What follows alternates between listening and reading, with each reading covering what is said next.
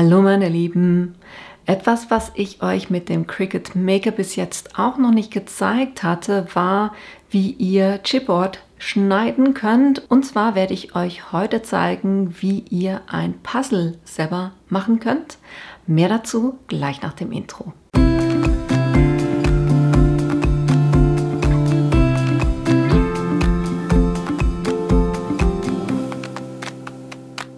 Damit ihr seht, was wir heute machen werden, das ist so ein Puzzle und das habe ich aus Chipboard ausgeschnitten. Das heißt, ihr habt die auch wirklich eine schöne Dicke und bleibt da wirklich auch bis am Schluss dran, weil dann zeige ich euch auch, wie ihr das hinbekommt, dass ihr auch schöne Kanten habt. Und ja, ich würde sagen, wir legen damit gleich los. Was ihr für dieses Projekt braucht, ist das Chipboard. Ich habe das hier von Cricut, das Heavy Chipboard. Dann, um das zu schneiden, braucht ihr das Cricut Knife Blade. Das habe ich auch.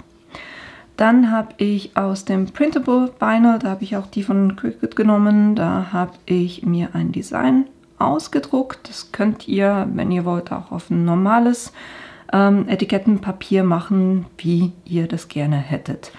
Dann verwende ich die Strong Grip Matte und um ganz sicher zu sein, dass da nichts verrutscht, habe ich auch noch ein Kapband oder Painter's Tape, dann eine Schere, das Geodreieck und was zum Anzeichnen und natürlich brauchen wir den Plotter und den Cricut Design Space.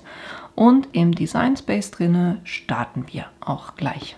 Im Design Space drin habe ich schon was vorbereitet und zwar, was habe ich hier gemacht? Ich habe einerseits einen Rahmen gemacht, das Äußere ist ganz einfach, über die Form habe ich hier ein Quadrat eingefügt und bei dem habe ich die Größe festgelegt auf 20 x 20 cm. Mein Design, was ich gedruckt habe, ist das Innere oder das eigentliche Element des Designs ist 19 cm.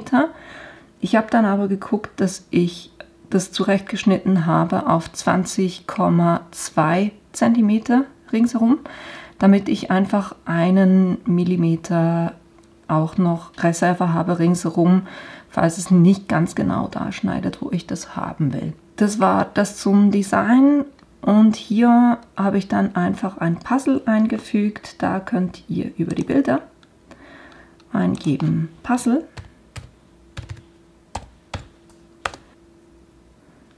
Und dann könnt ihr einfach das nehmen, was euch am besten gefällt. Könnt ihr auch Herzen, was auch immer ihr da gerne haben möchtet, dann könnt ihr das auswählen und Bild einfügen, anklicken. Ich mache das jetzt nicht, weil ich habe das ja schon. Ich habe dann beide ganz einfach zentriert ausgerichtet und dann habe ich die aber auch verbunden, damit die wirklich, also damit es das mit diesem Rahmen ringsherum dann auch so schneidet. Und ihr seht, da ist alles auf einfacher Schnitt gesetzt. Und so können wir eigentlich auch schon auf Herstellen gehen.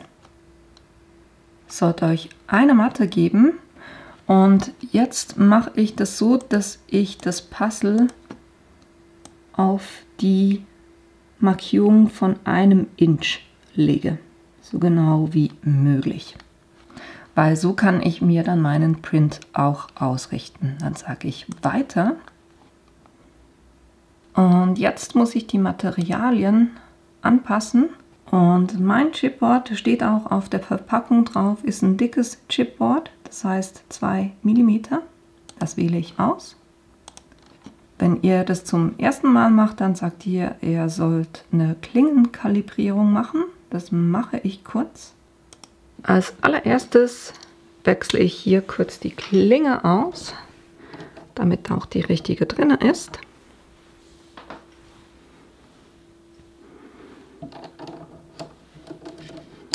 Dann sagt er mir, ich soll ein Blatt Papier auf die Matte legen, am besten Druckerpapier.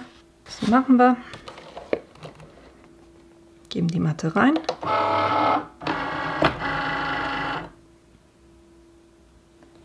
Dann kann ich auf Weiter klicken und dann auf Los drücken.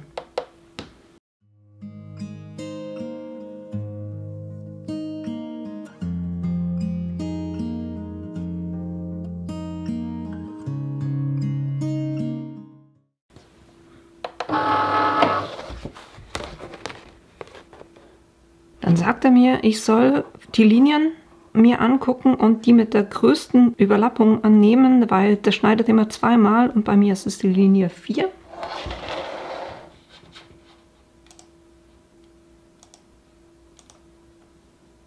Und dann ist diese Kalibrierung auch schon abgeschlossen.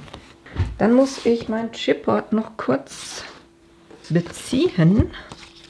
Und ihr seht, das ist wirklich ein schön stabiles Chipboard, nicht so wie die gepresste Pappe, die wir sonst fürs Basteln verwenden. Jetzt hatte ich ja das Design bei 1 Inch ausgelegt. 1 Inch ist in etwa 2,5 cm. Und deshalb mache ich mir hier auf dem Chipboard kurz eine Markierung bei 2,5 cm.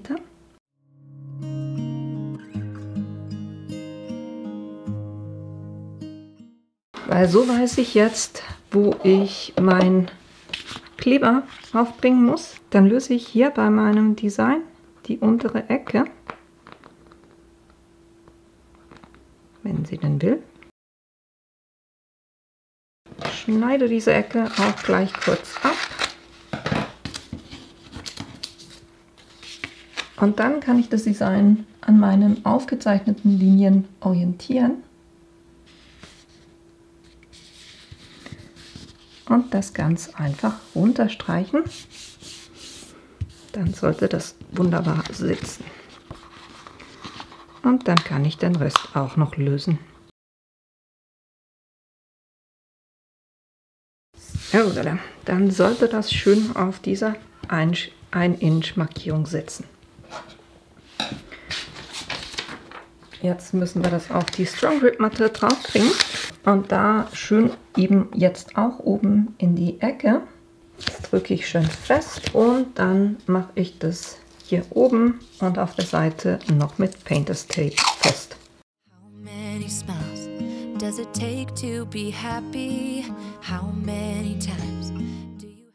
So, das sollte ausreichen, damit das nicht verrutscht. Und jetzt kann ich das in die Maschine reingeben. Die Rollen müsst ihr natürlich auch verschieben. Da sollten jetzt alle drüben auf der rechten Seite sein, damit es euch hier beim Chipboard nicht in den Weg kommt. Dann könnt ihr das laden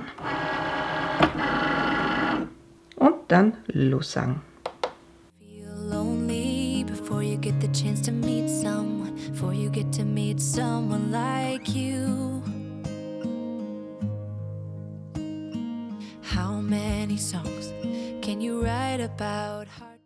So, einige Zeit später, und das hat tatsächlich über eine Stunde gedauert, weil das waren dann 24 Durchläufe.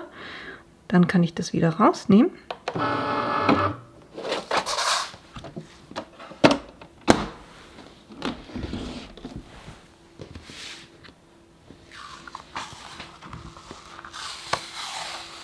Und dann können wir das Ganze lösen. Jetzt hat es durch das Schneiden einige Stellen so ein bisschen angehoben vom Kleber, von dem her, oder vom Sticker. Von dem her lege ich da kurz ein Blatt drauf und streiche da einfach einmal drüber, um das wieder so ein bisschen runter zu drücken. Und ihr seht, es hat es wirklich gut geschnitten. Beim Rahmen ist es so, dass bei mir hier an der Kante, ich würde, wenn ihr das macht, darauf achten, dass ihr das Stickerpapier ein bisschen größer zuschneidet, einfach um da Reserve zu erhalten. Damit es jetzt nicht so aussieht wie ein Fehler, mache ich ganz einfach das Printable Vinyl oder das Stickerpapier wieder weg und lasse den Rahmen ganz einfach. Nur mit diesem Chipboard finde ich eigentlich auch ganz süß. Und dann löse ich die einzelnen Teile von diesem Puzzle und gucke auch da, dass ich die Kanten schön runterstreiche. Das mache ich jetzt mit dem ganzen Puzzle. So, ich habe versucht, das Ganze ein bisschen besser hinzubekommen, indem ich die Kanten runtergestrichen habe, aber ich bin nicht wirklich 100%ig zufrieden damit. Und ja, ich weiß, typisch Schweizer, pingelig, aber wenn ich was mache, dann mache ich es schon gerne richtig. Und deshalb wollte ich euch noch eine andere Variante zeigen, wie ihr das machen könnt, damit das Resultat dann auch ein bisschen besser aussieht. Und zwar habe ich das Ganze nochmal auf das Printable Vinyl gedruckt und das werde ich jetzt mit dem Puzzle nochmal schneiden, natürlich in der genau gleichen Dimension, wie ich das Chipboard geschnitten habe. Und dann werde ich die Kleber vom Chipboard lösen und dann diese hier passgenau aufbringen, damit es dann auch schönere Kanten hat. Und genau das mache ich jetzt kurz. Und zwar habe ich immer noch im Design Space mein Puzzle. Das hat eine Größe von 20 x 20 cm, immer noch gleich. Und da gehe ich jetzt auf Herstellen. Das sollte eine Matte geben, ist auch so. Jetzt platziere ich das ein bisschen anders und zwar hier gehe ich an die 1 Inch ran. Dann weiß ich, wo ich meinen Sticker platzieren muss. Dann bei den Materialien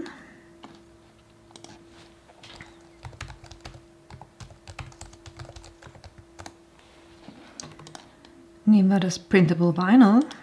Weil dieses Printable Vinyl erzeugte genau die Kiss-Cut-Technik, die ich haben will. Und dann müssen wir das Ganze laden und ausschneiden. Und natürlich verwende ich hier auch das normale Schneidemesser. Jetzt muss ich das Ganze noch richtig auf die Matte bringen. Und da hatte ich ja vorhin gesagt, ich habe das bei der 1 Inch platziert. Und genauso bringe ich das Stickerpaper drauf. Und dann können wir das auch schon in den Plotter geben.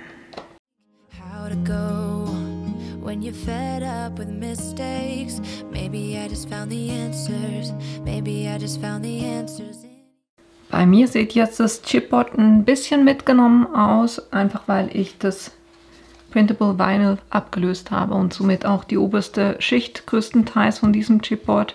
Wäre ja dann bei euch nicht so, weil ihr es von Anfang an gleich richtig macht, nicht wahr, ne? So.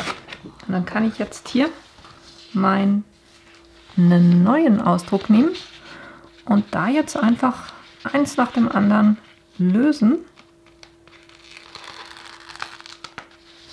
und schön auf das Puzzle drauf bringen.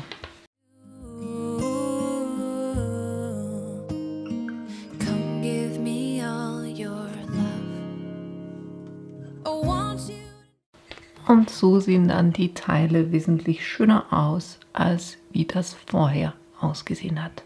Zugegeben, diese Variante braucht ein bisschen mehr Zeit und auch Geduld und Fingerspitzengefühl. Aber es sieht halt einfach wirklich besser aus, als wenn ihr da so ausgefranste Ränder habt. Das ist wirklich nicht schön geworden. Somit haben wir hier ein tolles Ergebnis, was ich auf jeden Fall auch weiter schenken werde, weil ich finde es richtig cool, so wie das geworden ist. Und es lässt sich wirklich wunderbar auch auseinandernehmen. Und dann könnt ihr das quasi in Einzelstücken jemandem geben. Ihr könntet auch auf der Rückseite, wenn ihr was geschrieben habt, dann müsstet ihr das Puzzle einfach, wenn ihr das mit dem Puzzle eben auch ausschneiden wollt, müsstet ihr das Puzzle horizontal spiegeln und es so ausschneiden und dann könntet ihr das dann auch auf der Rückseite draufbringen. Auch das ist eine Variante. Und genau das, nämlich wie ihr ein Puzzle aus einem Chipboard mit einem Sticker oben drüber ausschneiden könnt und somit sowas als Geschenk habt. Genau das wollte ich euch heute zeigen und somit war es das für heute. Ich hoffe, euch hat die Idee und das Video gefallen und ihr habt Lust, es selber auch mal auszuprobieren. Die Materialien, die ich verwendet habe, die werde ich euch unten in die Links reinstellen. Und wenn ihr meinen Kanal bis jetzt noch nicht abonniert habt, dann tut es doch bitte, weil das hilft mir tatsächlich auch weiter. Und ich hoffe, wir sehen uns in einem meiner nächsten Videos wieder. Bis bald!